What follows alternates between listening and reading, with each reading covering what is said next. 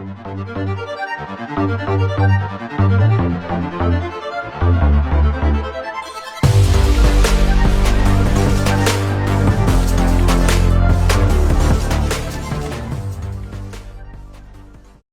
próxima entrevista, que é da série Thinkers em Ação, é com a Suzana Pádua.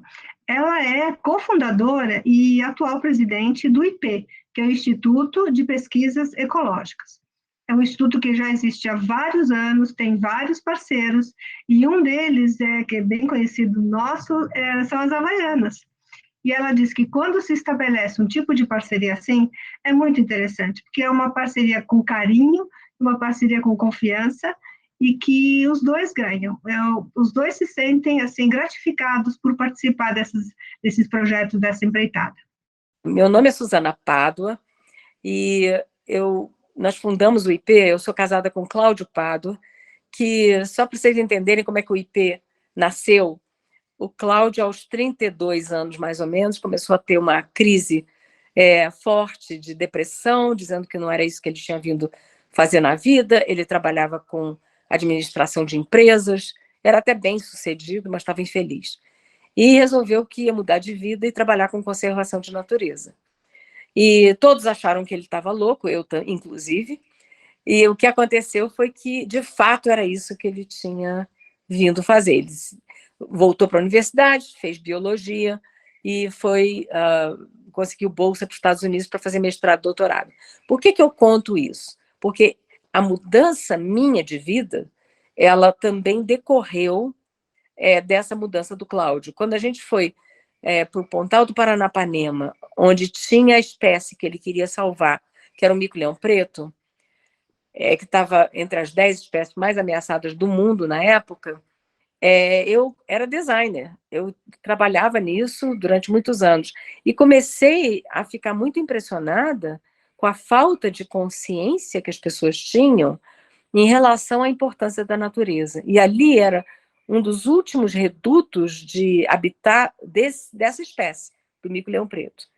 E aí comecei a trabalhar com educação ambiental, que não só incluiu as crianças, estudantes, na verdade, de 100% das escolas, todos visitaram o parque, mas nós montamos um programa dentro do Parque Estadual do Morro do Diabo, que é administrado pelo Estado de São Paulo, pelo Instituto Florestal de São Paulo, e lá a gente começou a desenvolver, vamos dizer, um programa de sensibilização de amor pela natureza. E aí a gente percebeu que não dava tempo dessas crianças crescerem, as perdas eram muito intensas. Então, eu tinha tido um aeroporto dentro do parque, uma estrada que cruza o parque, e sempre em nome do progresso. Então, o progresso, em nome do progresso, você pode fazer coisas muito cruéis para a natureza. E aí eu comecei a trabalhar com os adultos também, fazendo festival de música ecológica, ou visitação ao parque, com prêmios, etc. E o programa pegou. E então, a minha grande, vamos dizer, alegria é que 20 anos depois, eu fiz o meu doutorado e vi a diferença de concepção. No início era por que não destrói essa mata que não serve para nada e bota gado, que pelo menos vai me dar leite? Essa era a mentalidade da época. Hoje, o parque é a riqueza da região.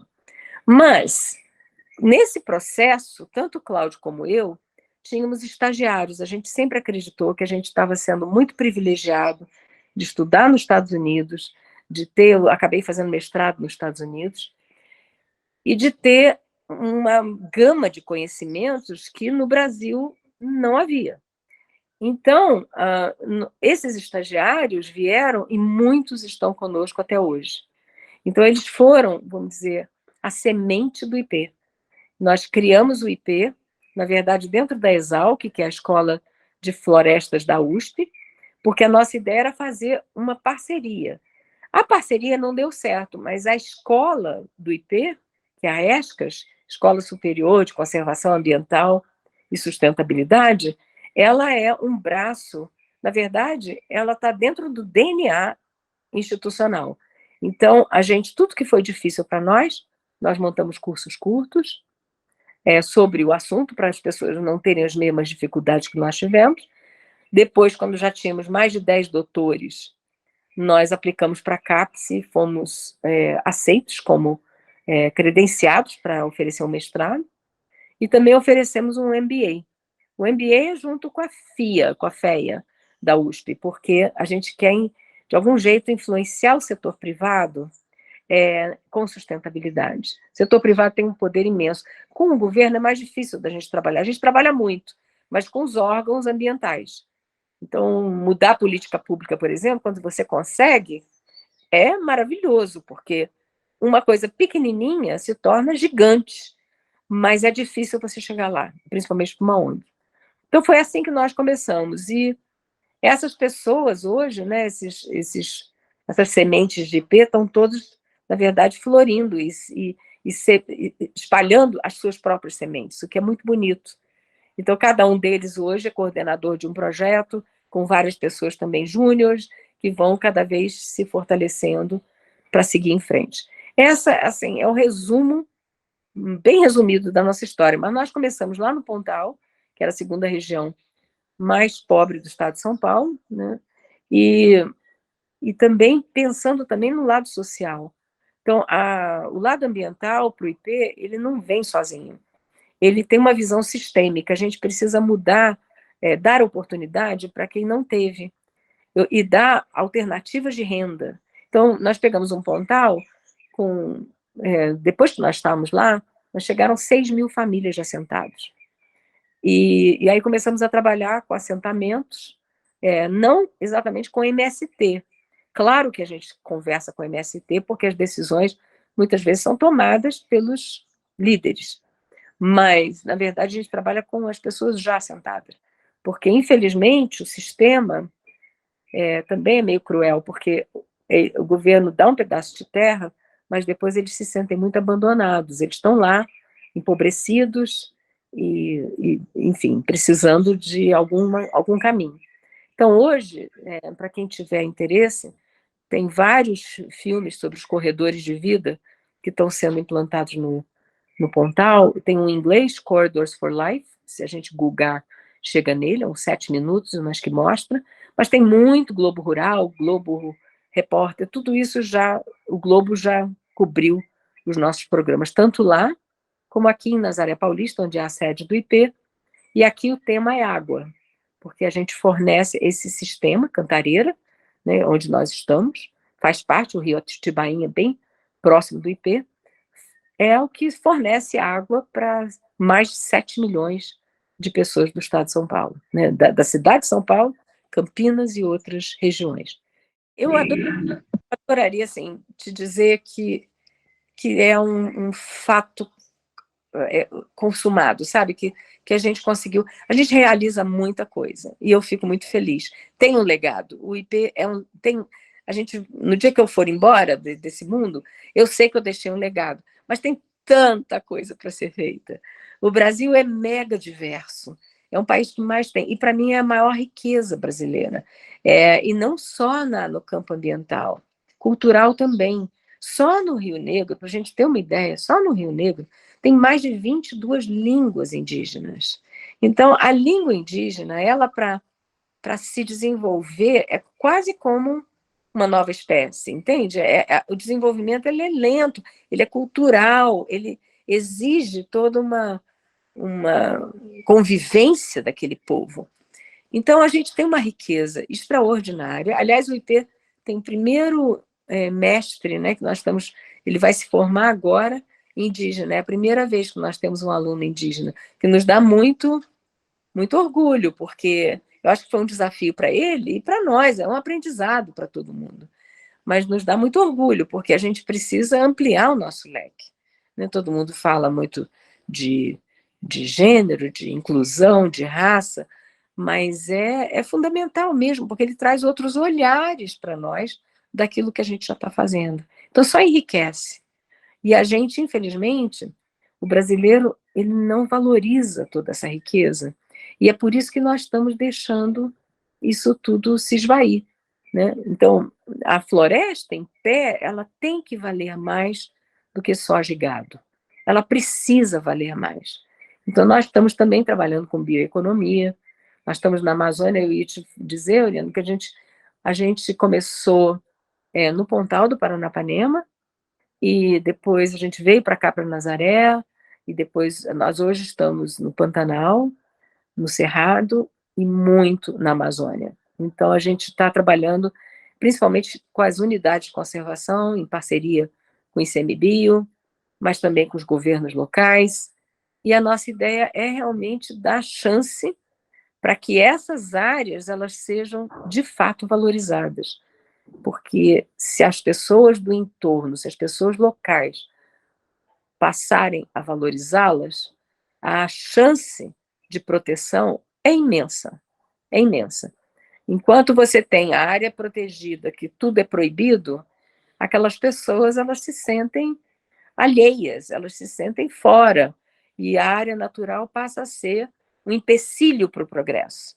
E o que nós queremos é uma mudança grande de concepção, mostrando que é possível você manter a natureza e protegê-la e, de algum jeito, envolver as pessoas locais, que elas também ganhem, que elas também tenham uma esperança, uma luz no fim do túnel, que a vida delas também pode ser melhor, desde que ela seja de fato protegida. Eu fico o tempo todo pensando que o grande desafio é, de algum jeito, sensibilizar as pessoas, é, de algum jeito, dar uma acordada nas pessoas para que elas percebam. Nós somos natureza, nós fazemos parte de todo esse sistema. E quem é brasileiro tem essa responsabilidade a mais, que é proteger toda essa riqueza. Então, eu acho que o maior desafio para mim é, de algum jeito, descobrir maneiras de tocar o cérebro e o coração das pessoas, sabe, junto, para que a gente consiga planejar um Brasil mais sustentável. E um sustentável de fato.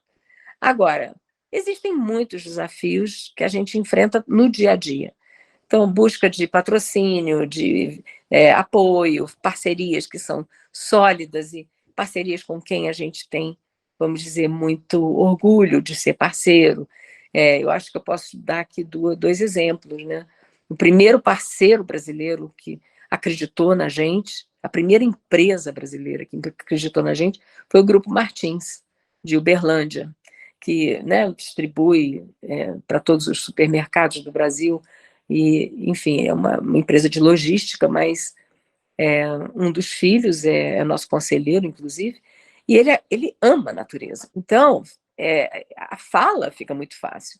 E ele nos abriu a porta também para Havaianas. E existe uma coleção Havaianas IP há 18 anos. E eles, então, assim, são as espécies brasileiras estampadas na sola das sandálias. Então, o brasileiro tem acesso à biodiversidade brasileira, né, à biodiversidade nacional, tem sempre a curiosidade de saber mais, se for o caso, mas eles também dão 7% da renda daquela coleção para o IP. Então, com isso, o IP teve um upgrade, não tenha dúvida. Sabe, a gente hoje passa por auditoria, nós somos extremamente rigorosos com toda a nossa gestão. Então, o ESG, que todo mundo fala, ele, na verdade, dentro do IP, ele está sendo aplicado na nossa veia, né? Ele faz parte vamos dizer,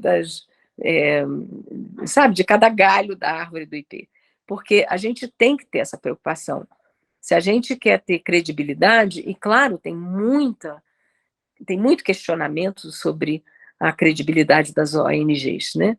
Então a gente tem que ser a vitrine, a gente tem que ser o modelo transparente de tudo que a gente fala que é, e para não ter dúvida.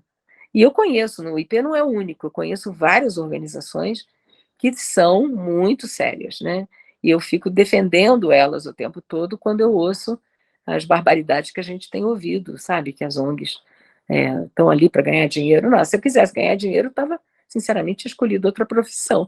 Mas a profissão que a gente tem, que eu escolhi, que não abro mão, ela também tem uma coisa que eu acho muito importante, Oriana, que está muito ligada ao jovem de hoje. Nós trabalhamos por um propósito, e é um propósito que é muito, eu diria, nobre, sabe? Porque é a conservação da vida. Ela é mais do que a natureza, ela é do outro ser humano, ela é do meu companheiro. Eu posso não ter a noção de quem você e a Juliana e a equipe do IP, quando entra, mas a sensação de você estar trabalhando por uma causa que vai proteger as florestas, as pessoas que moram perto, dar chance a elas de melhorarem, tudo isso nos traz uma gratificação imensa. E hoje eu ainda tenho essa, vamos dizer, esse privilégio de dizer que não é só a equipe do IP, porque hoje nós começamos com 6, 8 pessoas, em 92, e hoje nós somos mais de 100 espalhados pelo Brasil afora. Nós estamos uma organização bastante grandinha, né? Mas o mais legal de tudo isso são os alunos, que eu digo que são as sementes de IP espalhadas pelo Brasil, que eles também estão fazendo coisas lindas. Então, se a gente olhar os alunos que passaram ou pelos cursos curtos, ou pelo mestrado, a gente está com 186 mestres formados. E, claro, vai chegar em 200 muito rápido, porque tem vários que estão em processo de defesa. E também no MBA. Cada um que sai, ele leva um pouquinho da nossa essência. E uma coisa que eu acho que é fundamental em qualquer área, mas que as pessoas esquecem, que é a ousadia do sonho. A gente precisa reaprender a sonhar. E a sonhar não é para que a minha conta bancária fique maior. Isso também é muito bom, eu não vou te dizer que não é, mas é além. Eu quero sonhar por um Brasil melhor, por um planeta melhor. E eu sei que pode parecer piegas, mas é exatamente isso que eu sinto. Então, e é utópico. Ótimo, a utopia ela surge de um sonho.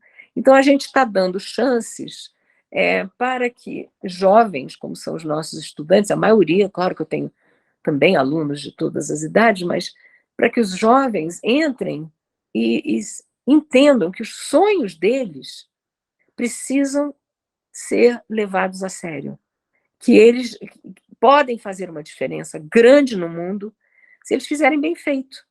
Então, não importa, sabe? Essa coisa de dizer, mas vai morrer de fome. Não, eu quando saí de designer, quando o Cláudio saiu de administração para estudar biologia, a família inteira achou que nós íamos morrer de fome. Tá certo, eu sustentei a casa 3, 4 anos até, desenvolver o rumo. Mas, na verdade, quando você faz bem feito e com paixão, o retorno vem. Então, é não parar de estudar, é não parar de se aperfeiçoar, e é também pensando de como você vai, de algum jeito, compartilhar as lições aprendidas. O que não deu certo, que as pessoas podem evitar, e o que deu certo, e não ter medo da competição, sabe? Não tem que ter medo de competição. Quem é bom vai ser bom. Pronto, acabou. E vai fazer um trabalho bem feito e vai contribuir para a questão pela qual está trabalhando. E pronto. 2 conselheiros nossos, né, que falam muito isso, que nas empresas você não tem... A empresa não é fria, ela é de gente. E eu acho que cultivar as pessoas, sabe? Lembrar que você o que você está fazendo o tempo todo, mandar notas, por exemplo, no nosso conselho, eu mando notícias boas, não é boas só, às vezes tem coisas que não são boas, mas eu mando as notícias, por exemplo, saiu uma notinha no jornal, hoje, por exemplo, saiu um artigo. Eu já mando para o conselho, porque todos eles são coautores. Se eles estão acreditando em nós, eles estão assinando embaixo do que nós estamos fazendo, certo? Então, assim, eu acho que a gente tem que cultivar. A Havaianas, quando a gente começou, só para dar o mesmo exemplo, nós não achávamos que ia durar tanto tempo. Podia ter terminado. Já estamos na 3ª direção. Né? Mudou a presidência 3 vezes. E continua. E eles mandaram agora, eles fizeram não sei quantos anos, e saiu uma reportagem grande no jornal, uma página inteira deles, falando não sei quantos anos foi, 50 anos, alguma coisa assim. E 3 vezes eles mencionaram o IP. Então, eles também têm orgulho da nossa parceria. Então, é uma troca, sabe? E, às vezes, a ONG vai como pedinte, que era o que a gente fazia no início. E não, você está dando uma oportunidade também, de algum jeito, dele estar participando de um bem maior, né? Que é o bem que a ONG está fazendo. Tem que ter um casamento de ideais. Porque, por exemplo, Martins, né? O Juscelino Martins, que é o nosso porta-voz lá dentro, ele é apaixonado por natureza. Então, é claro que fica mais fácil você conversar. Se a organização para a qual você está, vamos dizer, pleiteando algum apoio, ela não se interessa pela sua causa, você não vai ter tanto sucesso. Agora, o cultivo dessa parceria, ela é trabalhada. Ela é trabalhada o tempo todo. Então, por exemplo, essa entrevista que eu estou te dando, quando sair, eu vou mandar tanto para a Havaianas quanto para o Martins. Por quê? Porque eu estou ajudando, de algum jeito, a fortalecer o nome deles. E são parceiros pelos quais a gente tem muito orgulho, né? E que entendem, vamos dizer, todos os desafios que nós passamos. Agora, a primeira empresa que acreditou foi a mais difícil. Então, eu digo para as pequenas, vocês têm que achar alguma que acredite. Porque uma vez que você tem alguma que acredite em você, por exemplo, se eu for ter uma reunião em alguma grande empresa, eu ligo para a secretária e pergunto, por favor, você se incomoda de me dar o pé do seu diretor? O tamanho do pé do seu diretor? E o seu tamanho também? Porque eu levo uma para a secretária também. E aí eu levo um par de Havaianas, IP. Por quê? Porque é um cartão de visita. Se a Havaiana está acreditando na gente e agora tem 18 anos, então, claro que começou pequenininho, então eu não quero desanimar ninguém que esteja ouvindo, porque eles são grandes, né? As pessoas entram aqui no IP e dizem, mas vocês são grandes. Tá, mas nós não éramos. Nós começamos pequeno. Então, é isso, eu acho que é um cultivo de gente para gente. E às vezes dá certo e às vezes não dá. E às vezes muda um diretor, e esse diretor novo não está nem aí para a sua causa. Aí acabou, não vai ter jeito, você não vai conseguir emplacar.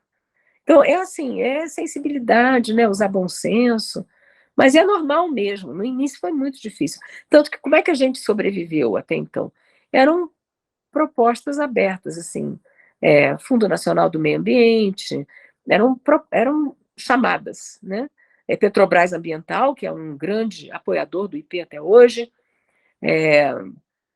e muitas fundações de fora, né? Então, hoje a gente tem Moore Foundation, junto com o BNDES, mas, claro, a gente está num estágio que, assim, BNDES, sinceramente, só para quem já é grandinho, porque é todo um processo, né? Que exige, que não é fácil. Então, você tem que estar uma estrutura bem montada para você ter. Mas a gente não chegou lá à toa, né? A gente foi galgando os degraus. Mas é isso, eu acho que é importante a gente ter essa consciência de que a gente precisa cultivar as nossas parcerias, assim como a gente cultiva os amigos, assim como a gente cultiva a nossa equipe, né? Eu acho que depende da sua área, depende muito da área que você está trabalhando. Então, por exemplo, na minha área, que é a área socioambiental, no início a gente teve muito apoio do Boticário. O Boticário tem um edital aberto. A Petrobras Ambiental é um edital aberto, né? Então, eu estou falando da minha área, mas na educação devem ter algumas instituições que apoiam a educação, na saúde tem outras, né?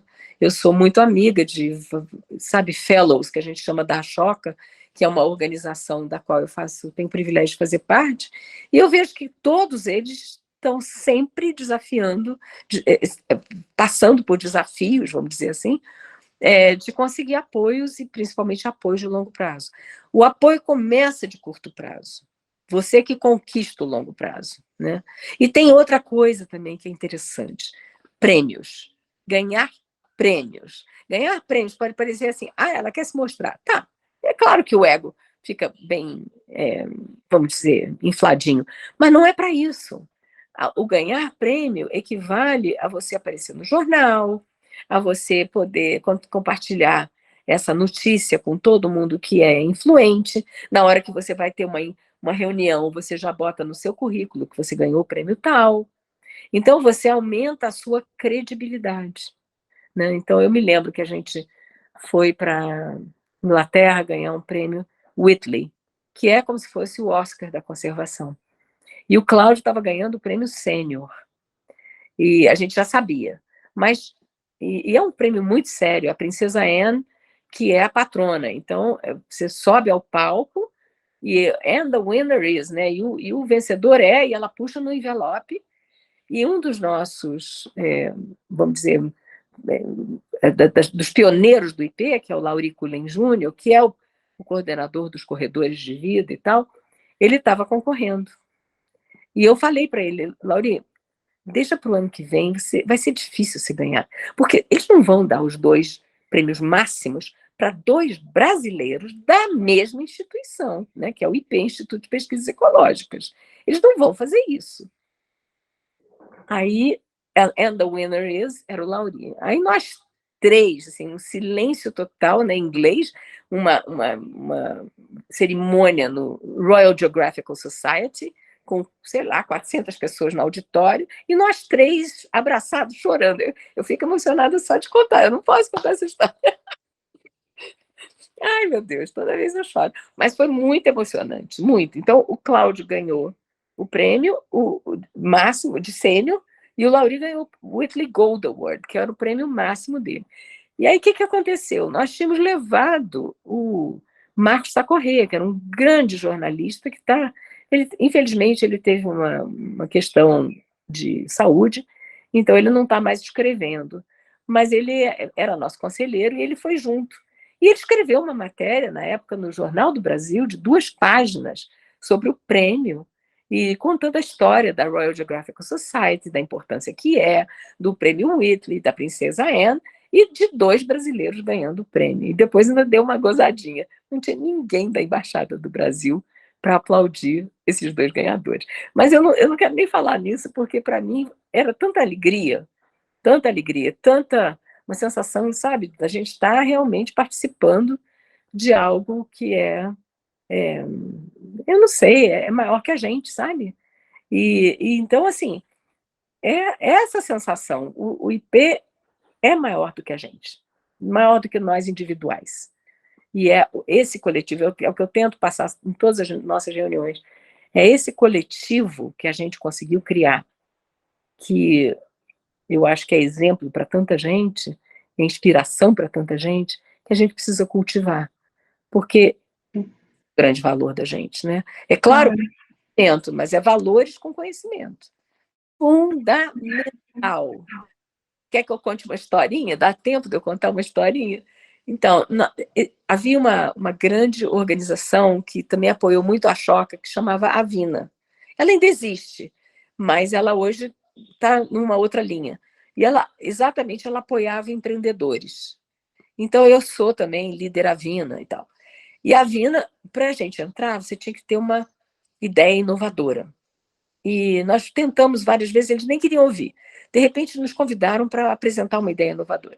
A nossa ideia inovadora era da unidade de negócios sustentáveis. Ou seja, dentro de uma ONG, você tem uma unidade que vai tratar das parcerias com as empresas e também dos produtos comunitários para você conseguir fazer toda a cadeia produtiva chegar na ponta, chegar numa loja boa, para a pessoa da comunidade ter a chance de receber, enfim,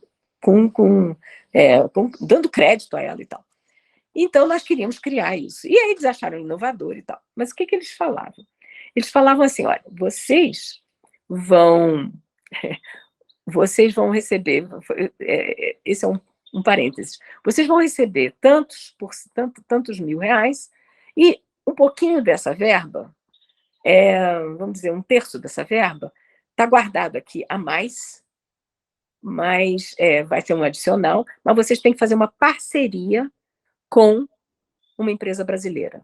Aí a gente olhou uma para a cara da outra, o Martins ainda não existia, aliás, foi nessa época que a gente conseguiu, e a gente disse, olha, vamos pegar esse dinheiro, vamos montar a nossa unidade e tal. Mas uma coisa que eles fizeram questão, que era contratar uma pessoa de comunicação.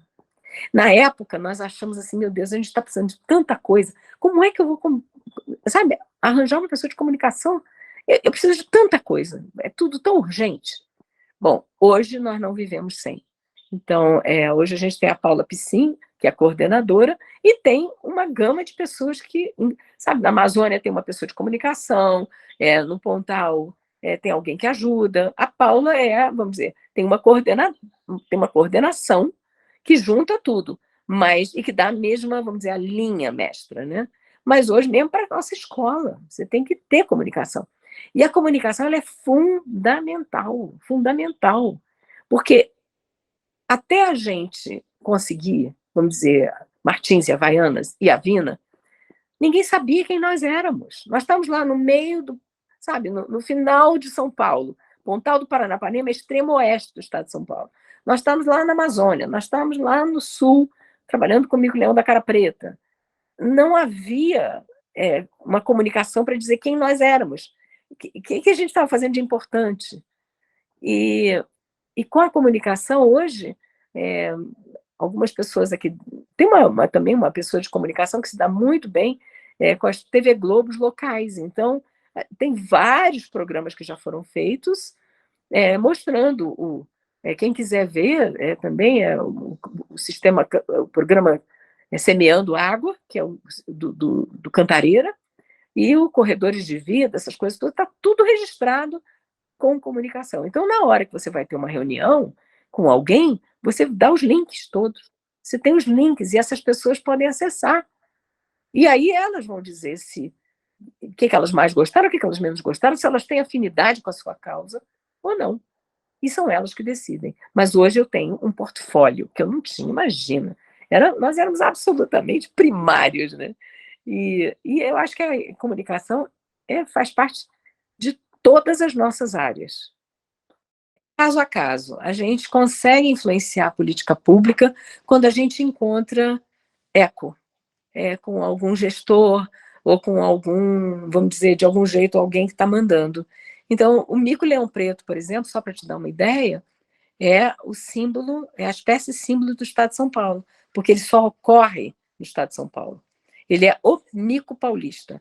E isso levou 7 anos para ser concretizado.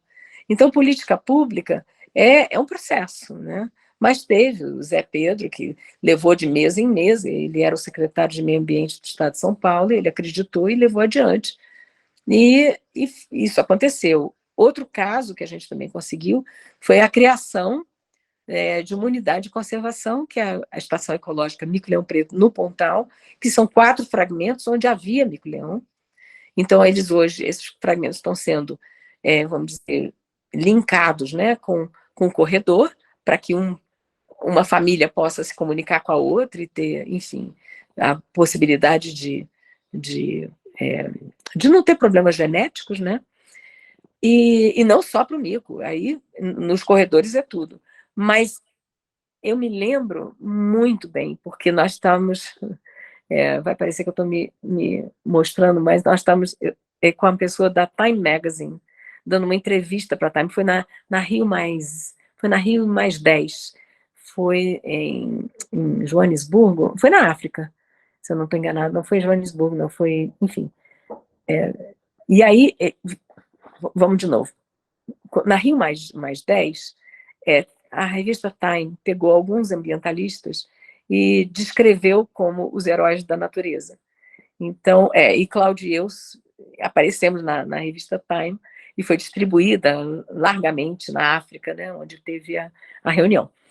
E eu estava com a repórter, com a jornalista, sentada no Pontal do Paranapanema, numa pizzaria, em Teodoro Sampaio, quando o Jornal Nacional, eu sabia, porque já tinham me avisado, vão anunciar a criação da Unidade de Conservação Estação Ecológica Mico-Leão Preto. Aí eu estava assistindo o Jornal Nacional e apareceu a criação. Então, assim, eu falava para ela assim, você está aqui por um acaso, porque você está me entrevistando, mas isso aqui levou 7, 8 anos, isso aqui é um processo gigantesco. Então, assim, é lento, né, você conseguir fazer alguma coisa em política pública, mas é muito, muito, vamos dizer, beneficia de uma maneira extraordinária e com uma escala que você, como ONG, não poderia. E então, assim, eu acho que é importantíssimo. O IP não tem esse perfil tão forte. A gente até atua aqui em Nazaré Paulista, e aí tudo depende se a pessoa está afim de ser correto, se não ser, mas a gente está contribuindo. Então, a gente conseguiu criar um conselho de meio ambiente aqui em Nazaré, a gente trabalha por isso, mas não é o forte do IP. Existem outras organizações que trabalham especificamente para a política pública, como o ISA, por exemplo, Instituto Socioambiental, e eu tenho grandes amigos, então, se alguma coisa está pegando e eu não sei exatamente o que, que é, eu ligo para eles e pergunto de que lado eu tenho que ficar, sabe? De quem é o bonzinho e quem não é. Então, assim, eu tenho apoio para saber o que está acontecendo e, claro, além de investigação própria que a gente faz. Mas hoje a gente tem um dilema imenso, sabe? Que é posicionamento. Eu vou assinar uma carta ou eu não vou assinar uma carta? Porque o IP não é político, isso está no nosso estatuto, que a gente não pode tomar partido político. E eu não quero que isso... Porque hoje a gente sabe qual é o lado que a gente está, mas amanhã pode estar dividido, metade do IP de um lado, metade do outro, e só vai criar desavença. Então a gente tem que tomar um certo cuidado. Agora, o que é importante não tenha dúvida. Claro, uma coisa que eu acho muito importante, ele diz que 1% é inspiração, 4% eu não sei se ele fala cooperação, alguma coisa assim, e 95% é persistência. Então, assim, a persistência de quando... Agora, eu acho que ter muito claro aonde a gente quer chegar. E esse muito claro muda. E é normal que mude, porque a realidade muda. Então, eu vou dar exemplos. Assim, hoje a gente trabalha com mudança climática. Esse não era um tema sabe, fundamental para o IP, mas hoje é indispensável. Né? Hoje tem adolescentes que estão sofrendo de ansiedade climática. Né? Então, a gente precisa se adequar.